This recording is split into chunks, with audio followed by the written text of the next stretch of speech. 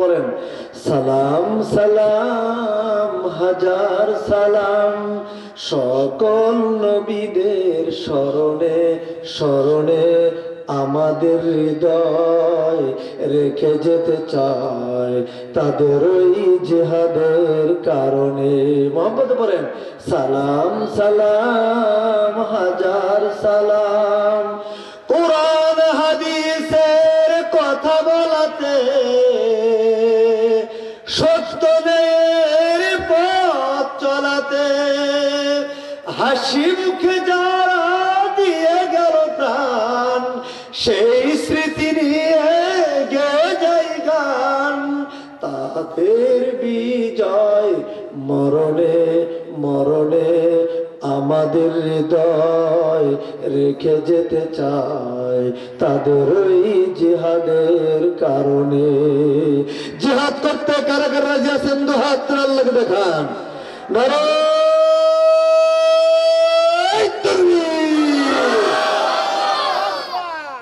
সম্মানিত আজকের এই তৌহিদ জনতা, আসলে আজকে আমি কথা বলে এই জন্য শান্তি পাইতেছি না, মানে আমার এই ঠান্ডা লাগার কারণে ডাক্তার দিয়েছে একটা সিরাপ যেটার নাম হলো ডেক্সপ্রোটিন প্লাস। এই ডেক্সপ্রোটিন প্লাস আমার খাওয়ার পরিমাণটা হয়ে গেছে বেশি, মানে যেখানে 2 চামচ খাইতে বলছে ওখানে একটু ঢকঢক করে খাইছি, একটু বেশি খাওয়া হয়ে গেছে। বেশি খাওয়ার কারণে এমন একটা অবস্থা, এই ঠান্ডা লাগার সিরাপগুলো যে এত খারাপ এটা আমি বুঝতে পারি না। আজকে যেটা বুঝতেছি আমি, যারা খান নাই তারা এটা বুঝবেন না। শুধু ঘুম মনে হয় আমাকে শুধু ঠাসে ধরতেছে, এরকম অবস্থা হয়েছে আমার। যাই হোক, আপনারা কি জাগ্রত আছেন তো সবাই?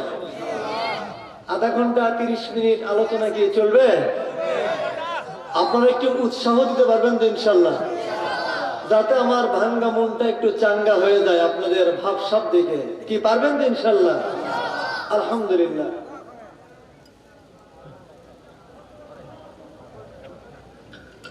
সম্মানিত আজকের এই তৌহিদ জনতা, আমি আজ আপনাদের সামনে আজকে আমার আলোচনার বিষয়বস্তুর মধ্যে যদি সুযোগ হয় এমন একজন ইমানদার মহিলার কথা আজকে আলোচনা করব, দুনিয়া থাকতেই যার জন্য জান্নাতের দরজা খুলে গিয়েছিল। চিল্লায়ে কান সুবহানাল্লাহ। কারণ মা বোনদের আলোচনা এই জন্য করা দরকার, মায়ের পেট হলো সন্তান তৈরির একটা ফ্যাক্টরি, একটা ফর্মা। ফ্যাক্টরি যদি ভালো হয়, ফর্মা যদি ভালো হয়, জিনিস ভালো হবে। কতক্ষণ ঠিক না বেঠিক? মা যদি ভালো হয়, সন্তান ভালো হবে। এই জন্য এমন একজন ইমানদার মহিলার কথাই আজকে আলোচনা করব, দুনিয়া থাকতেই যার জন্য জান্নাতের দরজা খুলে গিয়েছিল। জোরে কান সুবহানাল্লাহ। আর মা বোনদের জন্য রিজার্ভ পয়েন্টে কিছু কথা বলা অবশ্যই জরুরি দরকার, কারণ ওনারাই তো দেশের সরকার, ঠিক না বেঠিক? জোরে কান। কারণ হলো দস্তার চেয়েও সস্তা, বস্তার চেয়েও ভারী, সেটা হচ্ছে আপনাদের বাংলাদেশের নারী। আমি কি তাদের জন্য কিছু না বলে পারি? কে কথা বলেন না কেন? অবশ্যই তো বলতে হবে। মা বোন, আপনারা যে বসে আছেন অধীর আগ্রহের সাথে, আমি আপনাদের জন্য রাসূলুল্লাহর হাদিস থেকে অন্তত বেশি না হলেও 5টা হাদিস আপনাদেরকে উপহার দেওয়ার চেষ্টা করব। কয়টা? যেগুলো আপনাদের জন্য আমল করাও সহজ, আপনার জন্য জান্নাতের রাস্তাও হবে সহজ। জোরে কান সুবহানাল্লাহ। তবে ইমানের কত দাম, ইমানের কত মূল্য, একজন ইমানদার যদি একটা এলাকায় থাকে ওই এলাকাবাসী কতটা উপকৃত লাভ করে, এটা বুঝাইতে যাইয়া একটা ঘটনা বলবো। যেই ঘটনাটা এই পৃথিবীর ইতিহাসে একটা মর্মান্তিক ঘটনা ঘটে গিয়েছিল, সেটা হলো, এটা দিয়েই আজকের আলোচনা শুরু করতে চাই। সেটা হলো আমাদের এই এশিয়া মহাদেশের মধ্যে একটি দেশ আছে, যে দেশের নাম হচ্ছে মালদ্বীপ। জোরে বলুন, কোন দ্বীপ? নাম শুনেছেন তো আপনারা? এই মালদ্বীপে আজ থেকে অনেক বছর আগে, বহু কয়েক বছর আগে বিশ্বের বিশিষ্ট পর্যটক আল্লামা ইবনে বতুতা সফর করার জন্য গিয়েছিলেন। যে দেখেন, কি বাবা রাগ করে চলে যান নাকি ভাই? চলে যান, আসবেন আবার? তো সেই মালদ্বীপের জমিনে সফর করার জন্য গিয়েছেন, গিয়ে দেখেন যে সেই মালদ্বীপের জমিনে অনেকগুলি মসজিদে আজান হচ্ছে নামাজের সময়। সুবহানাল্লাহ বলেন।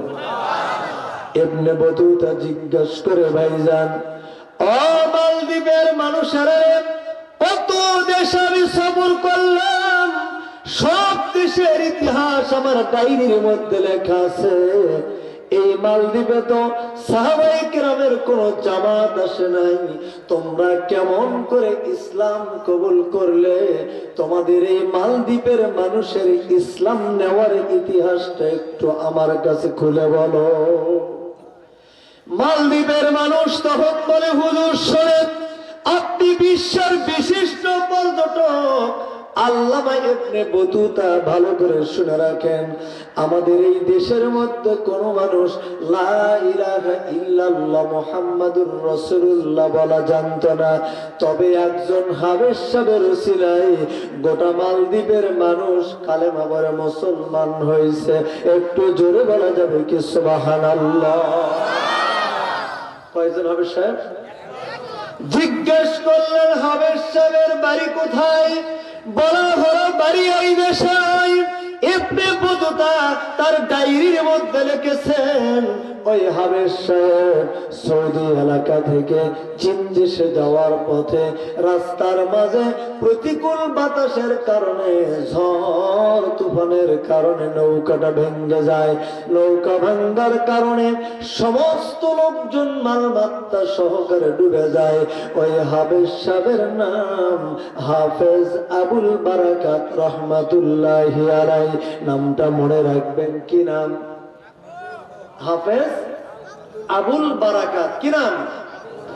নৌকার মানুষকে কোথায় গেছে কোনো খবর নাই। ওই হাবেশ সাহেব নৌকার ভাঙ্গাটা তত্তার উপর চড়ে দুই হাত দিয়ে পানি টানতে টানতে মালদ্বীপের কিনারায় এসে লাগলো।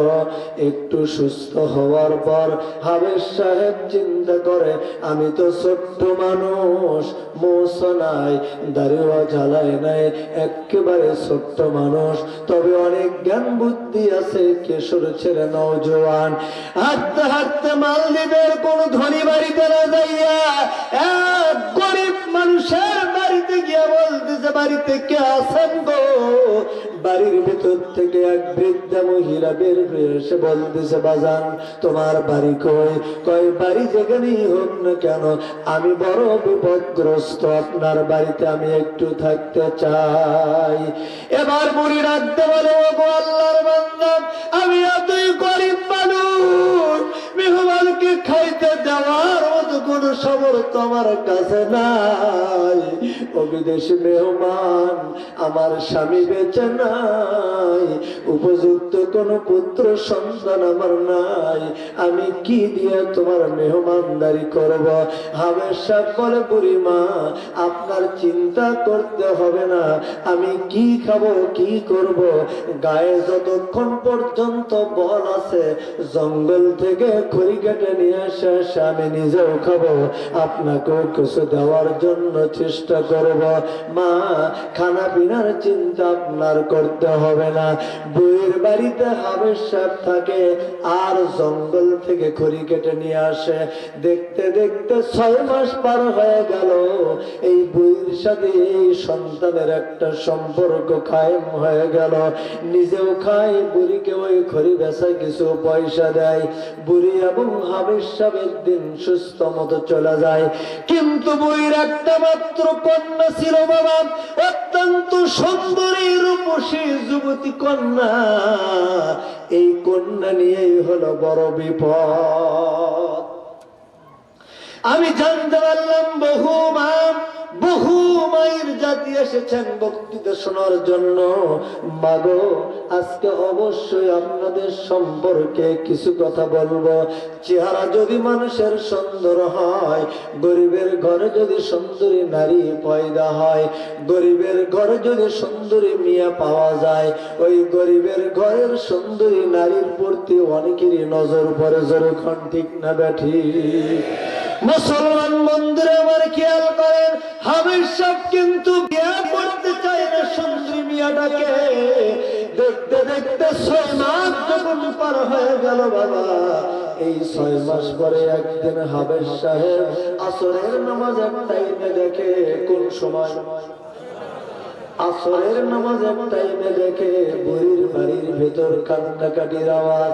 জিজ্ঞেস করে, বুড়িমা, ও বুড়িমা, আপনি কাঁদেন কেন বাবা? এই বাড়ির থাকতে দেখতে আপনাদের সঙ্গে একটা সম্পর্ক কায়েম হয়ে গেছে। মা, আপনি বলেন দেখি তো আমি আপনার কোন বিপদ দূর করতে পারি কিনা। জোরে বল সুবহানাল্লাহ। আর একটু জোরে বলা যাবে কি সুবহানাল্লাহ? মানুষ যদি বিপদে পড়ে, ওই বিপদের হাত থেকে রক্ষা করা মানুষের দায়িত্ব। দর্দে দিল কে লিয়ে পয়দা কিয়া ইনসান কো, और नताद के लिए कुछ कम न था करबाया। এবার বুড়ি ডাকতে বলে, ওগো আল্লাহর বান্দা, আমি এত বড় বিপদ যেন আল্লাহ কোন মানুষকে না দেয়। আমার স্বামী বেঁচে নাই, উপযুক্ত কোন পুত্র সন্তান আমার নাই, একটা মাত্র বেটি। আমার দেশের কোন মানুষের মুসলমান বা ইসলাম ধর্মে নাই। আমরা সবাই পৌত্তলিক মানুষ, দেবতার পূজা আমরা করি। আমার দেশে বড় একটা দেবতা আছে, প্রত্যেক মাসে মাসে একটা করে কুমারী মেয়েকে চায়। নাউজুবিল্লাহ বলেন। ওই সমুদ্রের তীরে আছে একটা মন্দির, ওই মন্দিরের ভিতরে একজন দেবতা আছে, প্রত্যেক মাসে মাসে একটা করে সুন্দরী মেয়েকে ভোগ দিতে হয়, উপহার দিতে হয় দেবতাকে।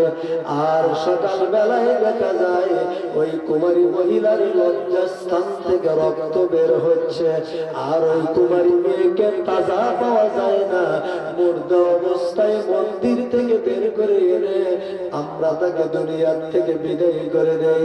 বাবা, আমার কান্নার কারণ একটাই, প্রত্যেক মাসে মাসে একটা করে কুমারী মেয়েকে ভোগ দিতে হয়, উপহার দিতে হয় দেবতাকে। আমার দেশের বাদশা চিন্তা করছে কোন মাসে কার বিয়ে যাবে, হঠাৎ করে বলল হয় যে যেতে চাবে না। এই জন্য লটারি দিয়ে দিয়ে মহিলাদের নাম বাম্মায়ের নাম লিখে রাখা হয়। হাফেজাবুল বারাকাত রে, আজকে আমার একমাত্র কন্যার ওই দেবতার কাছে যাওয়ার দেব। জোরে কর নাউজুবিল্লাহ। ও হাবেশা, পারবে কি তুমি? হাবেশা, পারবে কি তুমি আজকের এই বিপদের হাত থেকে আমার মেয়েকে রক্ষা করতে পারবে কিনা? আল্লাহর বান্দা হাফেজাবুল বারাকাত তখন ডাকতে বলে, ও বুড়িমা, চিন্তার কোনো কারণ নাই। আমি হলাম মুসলমান, আমি পড়েছি কালেমা লা ইলাহা ইল্লাল্লাহ, জোরে লা।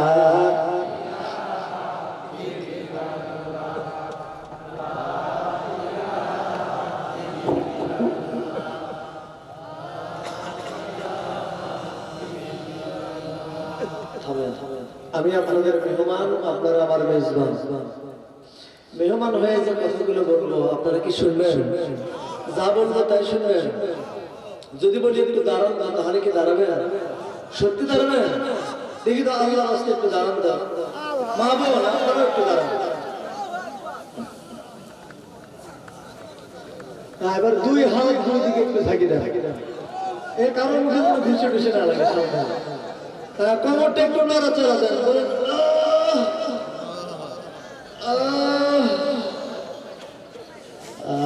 এবার সামনে যে ফাঁকা জায়গাগুলো আছে একটু পুরো করে সামনের দিকে চেপে চেপে বসে, যে যেখানে ছিলেন ওখানে না বসে সামনের দিকে চেপে চেপে বসেন। আর জিকির করেন লা ইলাহা ইল্লাল্লাহ, জোরে লা ইলাহা, জোরে লা ইলাহা।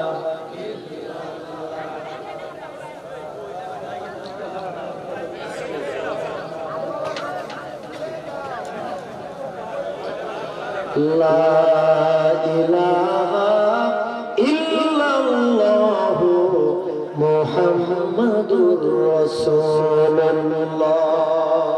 সাল্লাল্লাহু। আমার আব্বাজিরা ভালো করে লক্ষ্য করুন, এবার পরের বেটি দেবতার হাত থেকে বাঁচার জন্য কান্নাকাটি করতেছে, আর হাফেজ আবুল বারাকাত তাকে রক্ষা করার জন্য চেষ্টা করতেছে। মনে আছে কি শুনবেন? এবার পরের বেটিকে দেবতার হাত থেকে রক্ষা যদি করতেই হয়, তাহলে ঈমান থাকার দরকার আছে না? আর ঈমানদার হতে গেলে কয়টা কাজ করতে হবে? রব্বুল আলামিন কোরআনে কারীমের মধ্যে কত সুন্দর করে বলেন, ইয়া আইয়ুহাল্লাযীনা আমানু সাবিরু ওয়াসাবিরু ওয়ারাবিতু ওয়াত্তাকুল্লাহা লাআল্লাকুম তুফলিহুন। আল্লাহু আকবার। আওয়াজ করে আল্লাহু আকবার। আল্লাহ রাব্বুল আলামিন বলেন, হে ঈমানদারেরা, কাদেরকে বলতেছেন? জোরে বলুন, ঈমানদারদেরকে। আপনারা আমার সামনে বসেছেন, আপনারা তো সকলেই ঈমানদার। কি ঈমানদার নাকি দোকানদারও আছে? দোকানদারও আছে দুই একজন, আর শুধু নাই গোয়েন্দা। আল্লাহ হেদায়েত নসিব করুন, বলুন আমিন। হে ঈমানদারেরা, যদি তোমরা সফল মুমিন হতে চাও, সফল ঈমানদার যদি হতে চাও, তাহলে চারটা কাজ করবা। জোরে বলুন, কয়টা? সেই চারটা কাজ কি কি আপনাদের শুনতে মন চাই কি চাই না? তাহলে গভীর মনোযোগ দিতে হবে। সোনার বন্ধুরা আমার খেয়াল করেন, এক নম্বর হলো ইসবিরু, সবর করো, অসবিরু, মুসাবারা করো, অরাবিতু, মুরাবাতা করো, ওয়াত্তাকুল্লাহ। আর জীবনের সার্বিক ক্ষেত্রে অধিক পরিমাণে আল্লাহকে ভয় করো, লাআল্লাকুম তুফলিহুন। এই চারটা কাজ যদি বান্দা করতে পারো, তাহলে তোমরাই হবে সফল মুমিন। আর তোমাদেরকে জান্নাতে পৌঁছাইতে আল্লাহর কোনো অসুবিধা হবে না। জোরে বলুন সুবহানাল্লাহ। কয়টা কাজ? এক নম্বর কি? সবর করো। এক নম্বর কি? সবর মানে তো জানেন, সবর মানে কি? ধৈর্য। ধৈর্য মানে বিলম্ব। বিলম্ব মানে দেরি। দেরি মানে অপেক্ষা। এখনো নয়, আর অপেক্ষা, এখন হবে ব্যাখ্যা। আল্লাহর নবী বলেন, এই সবর করতে হবে তিন জায়গায়। ধরে বলুন, কয় জায়গায়? এক নম্বর হলো সবর আনিত তাআত, দুই নম্বর সবর আনিল মাসিয়া, তিন নম্বর সবর ফিল মুসিবাত। একটা হলো বালা মুসিবতে সবর করতে হবে, দুই নম্বর সবর আনিল মাসিয়া, গুনাহের কাজে সবর করতে হবে। কোন কাজে? ও যুবক ছেলেরা, ভালো করে শোনো, বিশেষ করে যারা কলেজ ভার্সিটিতে লেখাপড়া করো, ভালো করে শোনো। তোমাদের সামনে দিয়ে একজন সুন্দরী যুবতী মেয়ে যদি হেঁটে যায়, আর যদি আশেপাশে কোনো লোকজন না থাকে, বলে তো ওই যুবকটারে শয়তান ধোঁকা দেয় কি দেয় না? কি দেয়? শুধু দেয়। শয়তান কি কয় জানেন? সারে দেশ রে, পাইলে তো মজাও হলো। এরকম ধোঁকা দেয় কি দেয় না?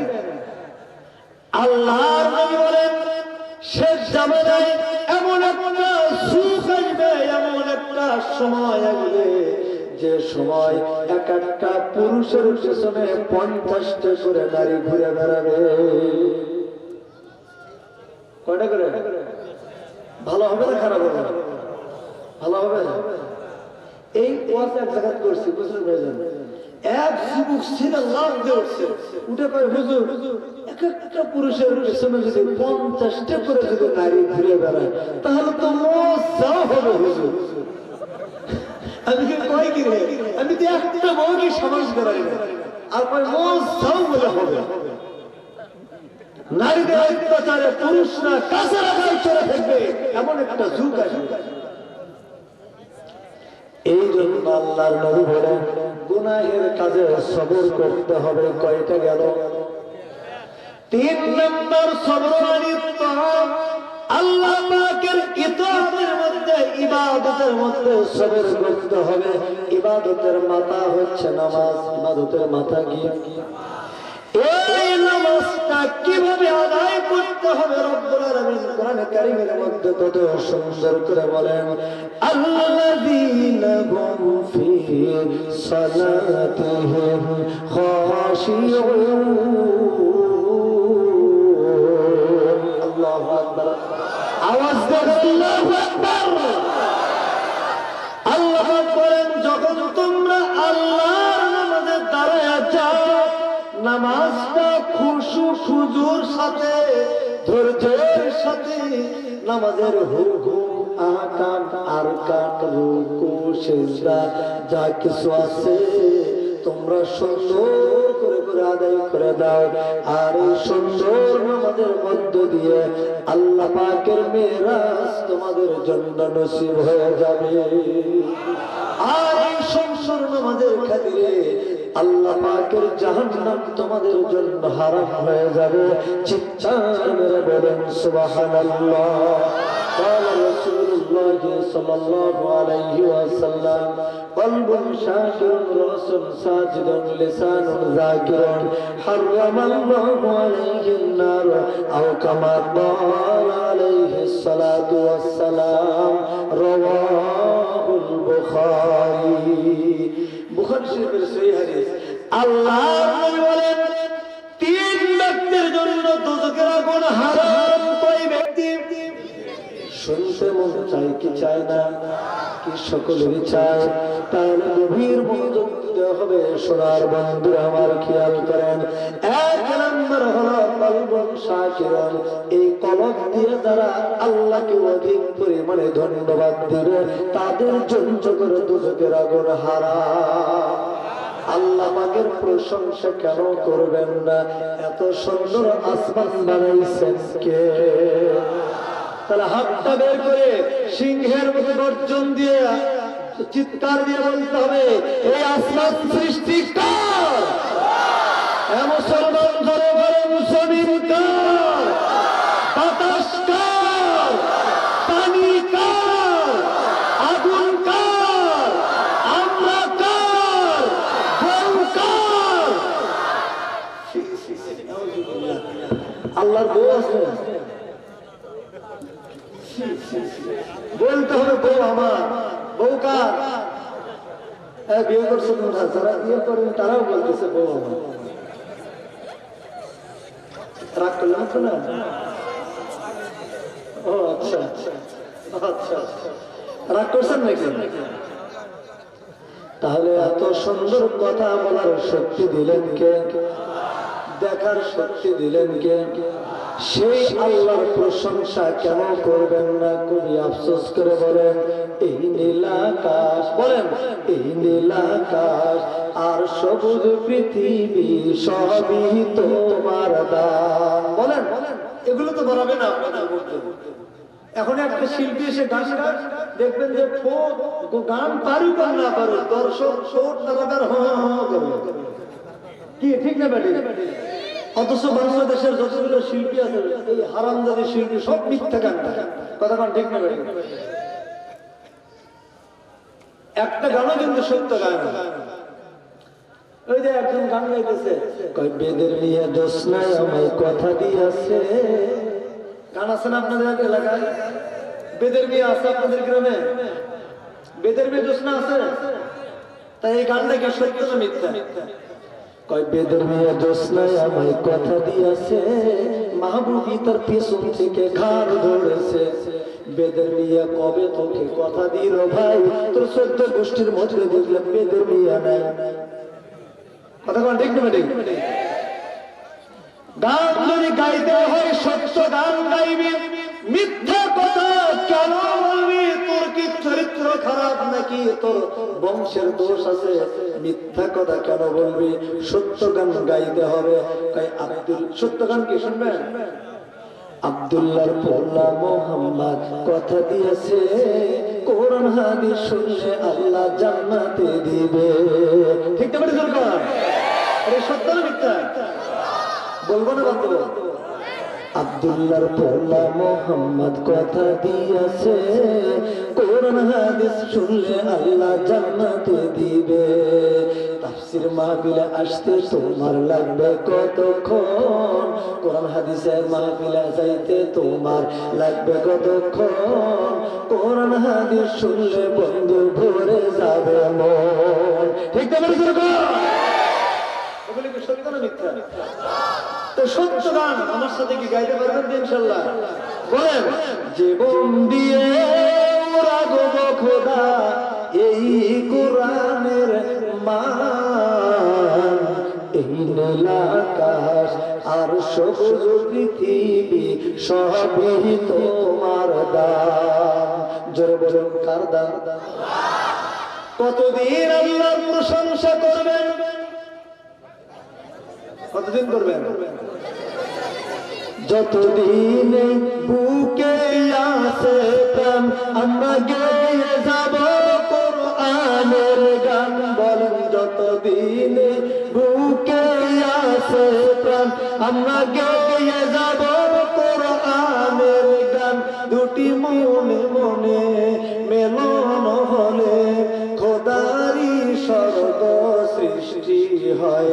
চিরদিন দুনিয়ায় হয়েছে হায় ইসলামের জয়। যুগে যুগে খোদারি পথে, যুগে যুগে খোদারি পথে মরণের কেউ করেনি ভয়। জোরে কোন মারহাবা, নারায়ে তাকবীর, আল কোরআনের আলো। ঘরে ঘরে যাও, ঘরে ঘরে তো কোরআন শরীফই নাই, ঘরে ঘরে কোরআন শরীফ তো নাই। ঘরে কোরআনের আলো কেমনে জ্বালাবে? কারণ ঘর থেকে কোরআন বের করে এখন মসজিদে রাখা আছে। কথা ঠিক না বেটি? কি যুবক ভাই, ঠিক না বেটি? আর কোরআনের পরিবর্তে এখন প্রত্যেকের ঘরে ঘরে ঢুকেছে কি? টিভি। তাছাড়া ভালোবাসে না আপনার বিবি। এটা কি জান্নাতের চাবি? ফেরেশতারা পাছায় পিটে পিটে দুজকে টেনে নিবি। ফতোয়া দিয়ে গেল মাওলানা জাহাঙ্গীর আলম মাহমুদি। কথা ঠিক না বেটি? বর্তমানে এখন নারীরা ঢুকেছে পার্লামেন্ট থেকে রান্নাঘর, আর আমরা হয়ে গেছি আতিল পর। আল্লাহ কই, বান্দারা দেরি করিস না, তাড়াতাড়ি কোরআন শরীফ ধর, বসে বসে পড়, তারপরে তুই মর। তোর তো কোনো বানায় রাখছি বেহেশতের ঘর, তুই কি আমার পর? সুবহানাল্লাহ বলেন।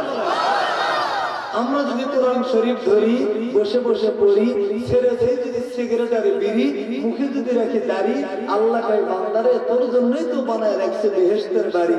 পাও টিপে দেবে তোর জান্নাতের হুরি আর নুরি, আর রাজরানী হবে আপনার পরহেজগার বিবি। ফতোয়া দিয়ে গেল মাওলানা জাহাঙ্গীর আলম মাহমুদি। জোরে কথা মারহাবা। রাগ করলেন? আলোচনা কি চলবে না বলতে হবে? কতক্ষণ চলবে? 12টা পর্যন্ত। আচ্ছা, এখন তো 12টা বাজতে 25 মিনিট বাকি আছে। যাক, 25 মিনিট আলোচনা চলবে ইনশাআল্লাহ।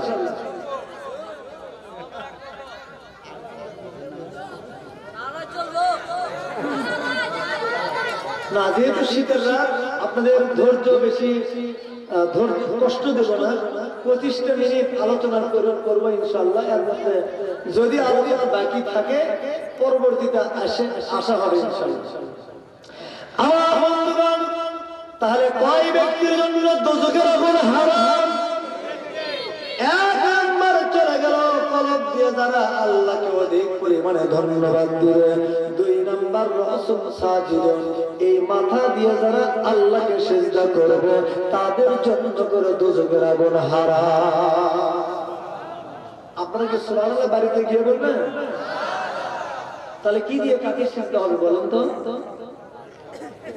মাথা দিয়ে যারা আল্লাহকে সিজদা করবে। সিজদা, সিজদা নামাজের মধ্যে হয় নাকি আর কোথাও হয়? আর কোথাও হয় না? কোথায় হয়? এই সিজদা আর নামাজ নিয়ে এই বাংলাদেশে 2টা অবহেলা চলতেছে। কয়টা? আমি একটু ছোট একটু গ্রিস লাগাই। গ্রিস লাগালে মেশিন ভালো চলে, ঠিক না বেশি? গ্রিস লাগাই। আচ্ছা, তাহলে এই নামাজ নিয়ে বাংলাদেশে কয়টা অবহেলা চলতেছে? দুইটা অবহেলা। একটা হলো রাষ্ট্রীয় অবহেলা, আর একটা হলো ধর্মীয় অবহেলা। একটা রাষ্ট্রীয় আর একটা ধর্মীয়। আপনারা এই দুটোর ভিতরে কোনটা শুনবেন? কেউ বলতেছে দুটোটাই কোন। আচ্ছা আচ্ছা, দুটোটার উপর কি প্রয়োজন আছে? একটা হাত করে দেখান তো দেখি। বাবা, আজকের মাহফিলে যদিও লোকজন একটু কম, কিন্তু দেখতেছি আপনারা ওয়াজ শোনার খুব জম। কারণ বহু এলাকায় দেখেছি তাসখোর, গাঁজাখোর, মদখোর, জুয়াখোর, আর আপনারা তো দেখতেছি ওয়াজখোর। আলহামদুলিল্লাহ বলেন, আপনারা কি খোর? ওয়াজখোর। আমার বন্ধুগণ, এই নামাজ নিয়ে এক নম্বর রাষ্ট্রীয় অবহেলা কি? আল্লাহ রাব্বুল আলামিন কোরআন কারীমের মধ্যে কত সুন্দর করে বলেন, আল্লাযীনা ইম্মাক্কান্নাহুম ফিল আরদি আকামাস সালাহ। আল্লাহু আকবার বলেন। আল্লাহ রাব্বুল আলামিন বলেন, আমি যখন কোন বান্দাকে দেশের সরকার বানাই, দেশের প্রেসিডেন্ট বানাই, তাকে চারটা কর্মসূচি দেই। জোরে বলুন, কয়টা কর্মসূচি? তাহলে বাংলাদেশ সরকার মাননীয় প্রধানমন্ত্রী শেখ হাসিনার উপরে আল্লাহর দেওয়ার দায়িত্ব কয়টা? এই চারটা দায়িত্বের ভিতরে এক নম্বর দায়িত্ব হলো আকামাস সালাহ, জমিনে নামাজ প্রতিষ্ঠা করা। বাংলাদেশ সরকার মাননীয় প্রধানমন্ত্রীর দায়িত্ব হলো বাংলার জমিনে নামাজ প্রতিষ্ঠা করা। বাংলাদেশ সরকার মাননীয় প্রধানমন্ত্রী শেখ হাসিনা যদি তার সংসদে একটা আইন যদি পাস করেন যে বাংলাদেশের মসজিদগুলোতে যখন আযান হয় তখন দোকানপাট, ব্যবসা বাণিজ্য বন্ধ রেখে সরাসরি আল্লাহর ঘরে গিয়ে জামাতের সাথে নামাজ আদায় করতে হবে বাধ্যতামূলক হবে। এই আইন যদি বাংলাদেশের পার্লামেন্টে যদি পাস করা হতো, বলেন তো কোন মুসলমানের সন্তান কি আযানের পরে মসজিদের বাইরে থাকতে পারত? জোরে বলেন, পারত? এখন যদি উচিত কথা কই, পিঠের উপর দিয়ে যাবে মই। কথা কোন ঠিক না বেটি? আমার বন্ধুগণ, আর একটা কথা না বললেই নয়। এই আপনাদের আর একজন ব্যক্তি, আর একজন যুবক বাংলার জমিনে বুকটা উঁচু করে ঘোষণা দিয়ে দিল, বাংলাদেশের মসজিদগুলোতে যখন ফজরের সময় আযান হয়, মসজিদ যখন বলে হাইয়া আলাস সালাহ, এর অর্থ কি? এসো নামাজের দিকে। আপনি মসজিদকে যা জিজ্ঞেস করবেন, ও মসজিদ তুমি চিল্লাও কেন? মসজিদে গেলে হবে কি? মসজিদ সাহেব দ্বিতীয় লাইনে জবাব দিয়ে দেয়, হাইয়া আলাল ফালাহ, এসো কল্যাণের দিকে। অর্থাৎ মসজিদে ঢুকলেই তোমার কপাল খুলে যাবে। আসসালাতু খায়রুম মিনান নাওম, ঘুম ছাড়ো, নামাজ পড়ো, ঘুম হতে নামাজ পড়ি উত্তম। এই বলে যখন মুয়াজ্জিন আযান দেয়, বাংলাদেশের একজন আযানের দুশমন, নামাজের দুশমন, কোরআনের দুশমন, গোটা বাংলার মুসলমানের দুশমন, ওর কবরের মধ্যে দৈনিক জাহান্নামের আগুন কোটি কোটি গুণে বাড়তে থাকে। নাউজুবিল্লাহ বলেন। সে বাংলার জমিনে বুকটা উঁচু করে ঘোষণা দিয়ে দিল, বাংলাদেশের মসজিদগুলোতে যখন ফজরের সময় মুয়াজ্জিন সাহেব কানে আঙ্গুল দিয়ে আযান দেয়, তখন আমার ঘুম নষ্ট হয়, মেজাজটা তো খারাপ হয়। ওই মুয়াজ্জিন সাহেবের আল্লাহু আকবার, আল্লাহু আকবার আমার কাছে এত খারাপ লাগে, মনে হয় ব্যবসা তার খরিদ্দার ডাকতেছে। জোরে বলুন। কবি নামের কলঙ্ক, নাম শুনছেন তো আপনারা? কি নাম? কেউ জানেন না? কবি শামসুর শয়তান, শামসুর রহমান নয়, শামসুর শয়তান। আসল কথা বাবা কেউ বলে না, বিপদ দেখলে টানা না না, আসল কাজে কেউ যাবে না, সুযোগ বুঝে তাল বাহানা। জোরে জোরে কথাগুলো ঠিক কিনা? আমার বন্ধুগণ, আর একটা কথা না বললেই নয়। আপনাদের এই ধনবাড়ি থানার ভেতরে যতগুলো মসজিদ আছে প্রত্যেকটা মসজিদে মসজিদ আছে না নাই? সমাজের লোকজন মসজিদ সাহেবকে অবহেলা করেন, অসম্মান করেন, তাকে দিয়ে পায়খানা পেশাবখানা পরিষ্কার করে নেয়, মসজিদের ঘরে ঝাড়ু দিয়ে নেয়, মুষ্টির চাল আদায় করে নেয়, আছে না নাই? হয়তো আপনাদের এলাকায় নেই। খবরদার মসজিদ সাহেবকে এত নিচু মনে করবেন না। কারণ হলো আল্লাহর নবী বলেন, মান আযযানা সাবআ সিনিনা মুহতাসিবান কুতিবা লাহু বারাআতুন মিনান নার, রাওয়াহুল বুখারী আও কামা ক্বালা আলাইহিস সালাতু ওয়াস সালাম। আল্লাহর নবী বলেন, যে ব্যক্তি 7 বছর, একটু আঙ্গুল তুলে দেখান তো কয় বছর? দেখেন তো কে কে ঘুম পাড়তেছে, দেখেন তো একটু খেয়াল করেন। কেউ ঘুম আসে না? ঘুম আসলে এইভাবে বুঝতে দেবেন কয় বছর?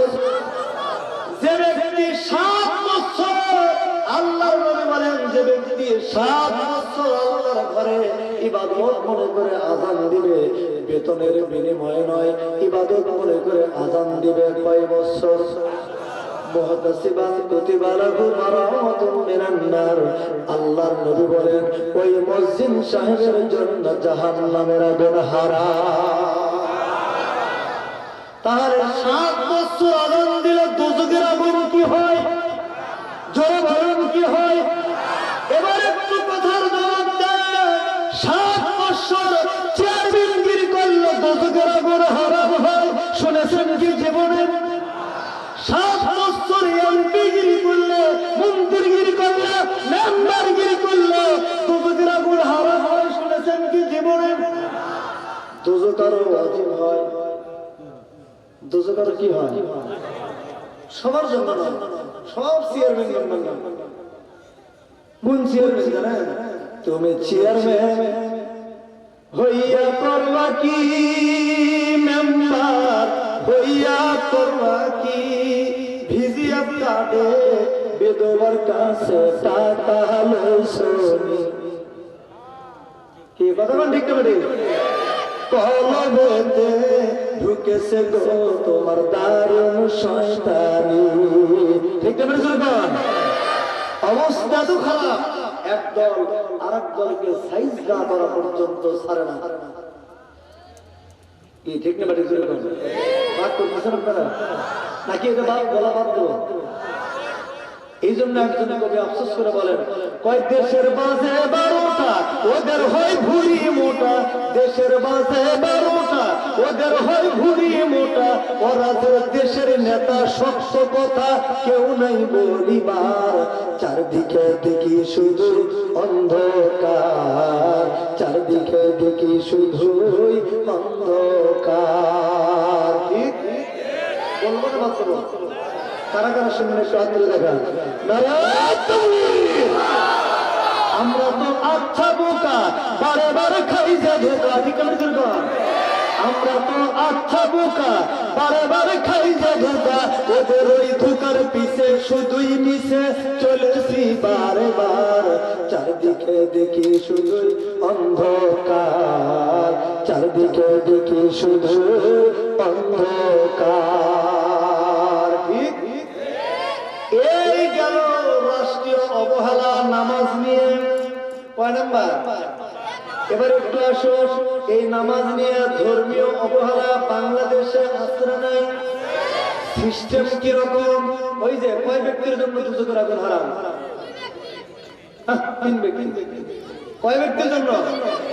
তার মধ্যে 2 নম্বর রসুল সাজিদ। মনে আছে? মাথা দিয়ে যারা আল্লাহকে সিজদা করবে, মনে আছে না? মাথা দিয়ে যারা আল্লাহকে সিজদা করবে তাদের জন্য করে দোজখের আগুন হারাম। কিন্তু কিছু বাংলার মুসলমান, সবাই কিন্তু না, আমার দিকে খেয়াল করেন, কিছু বাংলার মুসলমান করে আল্লাহর নাফরমান, বিপদে পড়ে ফেলায় চোখের পানি। বলে আল্লাহ তোমারে আমরা মানি। আল্লাহ কয় তোরা যে কত বড় সিটার তা ভালো করেই জানি। কথা কোন ঠিক না? ওই কোন জায়গায় সিটারি করলাম, বান্দা বলছে কোন জায়গায় সিটারি করলাম, কয় নামাজের সিজদা, কয় সিজদা আল্লাহকে দাও নাই, সিজদা আল্লাহকে না দিয়ে সিজদা দেয় পীর বাবার পায়ে। আছে না জোরে কোন, জোরে কোন আছে না? আসলে আমিও কিন্তু একজন পীরের মুরিদ বাবা, আমাকেও কিন্তু আমার পীর সাহেব হুজুর পাকড়ি দিয়েছেন, কিন্তু আমাকে কোনোদিন পায়ে সিজদা দেওয়ার কথা আমাদের পীর সাহেব কিন্তু বলে না। আপনাদের মনে হয় বলে? বলে মাজারে সিজদা দেওয়ার কথা বলে? বলে বা কিছু কিছু বাতিলদের কারণে হক্কানিরাও বাতিলের মধ্যে গণ্য হয়ে যাচ্ছে। কতক্ষণ ঠিক না বেঠে? মনে হয় বাতিল তখন সবাই মনে করে পীর মানেই পীর, মুরিদ মানেই মনে হয় ভণ্ডামি। কতক্ষণ ঠিক না বেঠে? কিন্তু হক না বাতিলের অন্তর্ভুক্ত হয়ে যাচ্ছে। এই বাতিলদের বিপক্ষে কথা বলার দরকার আছে না নাই? এইরকম গ্রুপ বাংলার জমিনে আছে না নাই? শুধু আছে ওদের দল মহাভারী, ওদের আকীদাই অন্যরকম। কিরকম আকীদা একটু বলবো নাকি রাগ করবেন? আমি কিন্তু কোনো হক্কানি পীরের বিরুদ্ধে কথা বলতেছি না। আমাদের মতো সাধারণ যারা ভণ্ডামি কারবার করে, যারা নামাজ নাই রোজা নাই, শুধু এগুলো আজে বাজে কাজ কাম করে বেড়ায়, কতক্ষণ আছে না নাই? পানির নিচে মোমবাতি চলে বাবা, তেল খরচ তো লাগে না আমার, বাবার কাছে মুরিদ হলে নামাজ রোজা লাগে না। আছে না? আছে না জোরে কোন, আছে না? আবার কতগুলো ভণ্ড আছে নামাজ পড়ে না, তাদের আবার আকীদা এরকম, কয় সব কিছু ছাড়িয়া তোরা বাবার চরণ ধর, আয়না বসাইয়া দিমু কলবের ভেতর। বাবারে আমি বলি আয়না বসাইয়া দিমু তোর কলজের ভেতর। আছে না জোরে কোন, আমার বন্ধুগণ? ওই যে কুষ্টিয়া, এখান থেকে এদিকে নাকি কুষ্টিয়া, এদিকে কুষ্টিয়া জেলায় গেলাম, কুষ্টিয়াতে দেখলাম একজন ন্যাংটা বাবার দরবারে গেলাম। পীর সাহেব তো ন্যাংটা বাবার দরবারে গেলাম। পীর সাহেব বলতেছে প্রস্রাব করে পানি নেওয়া হারাম। আমি পীর সাহেবকে বললাম পেশাব করে পানি নেওয়া জায়েজ নাই, আর দলিল দেখান। তার আজ থেকে আমিও প্রস্রাব করে পানি নেব, কারণ শীতের দিন পেশাব করে পানি নেওয়া তো কষ্ট। আজ থেকে আমিও পানি নেওয়া বাদ দেব, দলিল দেবেন। আর পীর সাহেব বলতেছে কয় হুজুর কারবালার জমিনে হুসাইন পানি পানি করে মারা গেছে, ওই পানি আমি এই জায়গায় ঠেকাবো না। কত শয়তান কইতে বসে, কত হুসাইন পানি পানি করে মারা গেছে, পানি পায় নাই, ওই পানি আমি এখানে কেমনে ঠেকাই? কত বড় শয়তান। আবার উনি বলতেছেন যে মানুষের জীবনের শেষ পোশাকটা হবে কাপড়ের কাপড়, যার কোনো সিলাই নেই। সিলাই আছে? অতএব এখন থেকে সিলাইবিহীন পোশাক পরিধান করতে হবে, মানে গস কাপড় কিনে নিয়ে এসে ব্যবহার করতে হবে। এখন মুরিদরা হুজুরের কথা শুনে গস কাপড় কিনে নিয়ে এসে পড়ছে। এক মুরিদ নামাজে দাঁড়াইছে, সামনের দিক থেকে বাতাস উঠছে। বাতাস উঠলে কি অবস্থা হতে পারে? নামাজ হবে? কাপড় দুই দিকে চলে গেছে, জান্নাত জাহান্নাম সব বের হয়ে গেছে। নাউযুবিল্লাহ। আল্লাহ ঈশ্বর থেকে হিদায়াত নসিব করুন, আমিন। আমার বন্ধুগণ, কে রাগ করতেছেন আপনারা? এগুলো ভণ্ডামি হয় কি হয় না? আবার আরেকটা দরবারে গেলাম, বাবার দরবারে শুধু মহিলাদেরকে দেখলাম। জানতে পারলাম বাবার দরবারে পুরুষরা গেলে বাবা বেশি খুশি হয় না, মহিলা গেলে যতটা খুশি হয়। আপনি আপনার বউকে পাঠাতেন, বাবা সেই খুশি। কথা বুঝতে পারছেন? কারণ বাবা এখন শিখাইতেছে, সবক দিতেছে। কোরআন শরীফের মধ্যে সিজদা কয়টা আছে? সেটা বলতে পারবেন কয়টা আছে সিজদা? জি 14টা সিজদা। এখন এই ভণ্ডরা কয় কি জানেন? এই 14টা সিজদা নাকি মাটিতে দেওয়া যাবে না। আমি বললাম কোথায়? এই বডির ভেতরে 3.5 হাত এই 14টা মোকাম আছে এই বডির ভেতরে। আমি বললাম বাবা কোথায় কোথায় সেই সিজদাগুলো দিতে হবে? দুইটা হলো দুই চোখের কোনায়, দুইটা হলো গালে, তারপর ঠোঁটের উপরে। আচ্ছা বলেন এগুলো সিজদা নাকি চুমা খাওয়া হয়? কত বড় শয়তান! এই সুমার নামে মানে সিজদা করে সুমা খাইতে পাইকারি যাবে কথা বলে এরকম আছে না? তারপরে এখানে একটা এখানে একটা দুই পাহাড়ের মাঝখানে একটা, এরপরে নাবিতে একটা, নাবির নিচে আরেকটা জায়গা আছে, তারপরে পায়ের নিচে একটা। জোরে করে নাউজুবিল্লাহ। আবার ওই বাংলাদেশের কিছু কিছু হারামজাদা শিল্পী গান লিখছে, কয় বাবার বলে পানি দরবারে পড়তেছে